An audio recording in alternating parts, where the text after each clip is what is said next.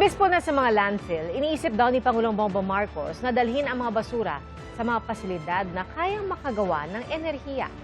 Critical na raw ang problema ng bansa pagdating sa basura. Saksi si Ivan Mayrina. Halo-halo ang iba't ibang klase ng plastic, styrofoam, kahoy at iba pang basura sa Redemptorist Water Channel sa Baclaran, Parañaque. Tila walang katapos ang paglilinis para sa mga manggagawang ito na mano-mano ang paghahakot. Sino gumawa niyan kundi tayo pa rin? Walang ibang gumawa niyan kundi tayo lahat. Kunin nila yung mga sako nila na may tapon naman sa tamang lugar. Nag-inspeksyon doon kanina si Pangulong Bongbong Marcos. Dati hindi nangyayari yan eh. Pero dahil una-una, madaming basura, nasira pa yung trash trap, tapos ang dami talagang bumagsak na tubig. Kaya tayo nakakaganto, nagka-problema tayo ng ganto. Anyway, you see the problem for yourself. So gagawin po natin yung trash trap doon, 2 layer po siya para hindi makapasok rito yung ating garbage po dito. Pero ang number 1 pa rin, disiplina sa mga tao na kailangan wag magtapon ng basura sa creek, sa ilog. Tambak-tambak ding basura ang inanod sa bahagi ng Manila Bay sa Jokno Boulevard sa Pasay, kung saan nag-inspeksyon si DPWH Secretary Vince Dizon.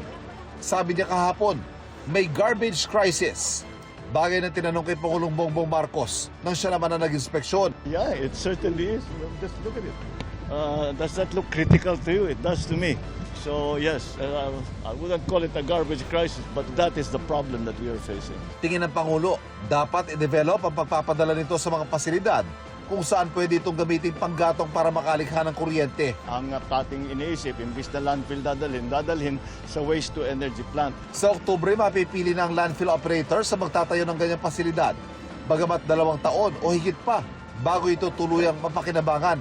Sa taya ng Department of Energy, ang 9 na toneladang basurang nalilikom sa Metro Manila kada araw ay kaya mag-produce ng 200 megawatts ng kuryente na pakikinabangan ng hanggang 200,000 tipikal na bahay.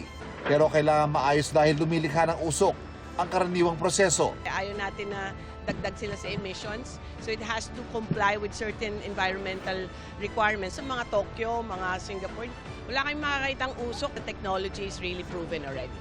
Ako si Ivan Mayrina, ang inyong saksi.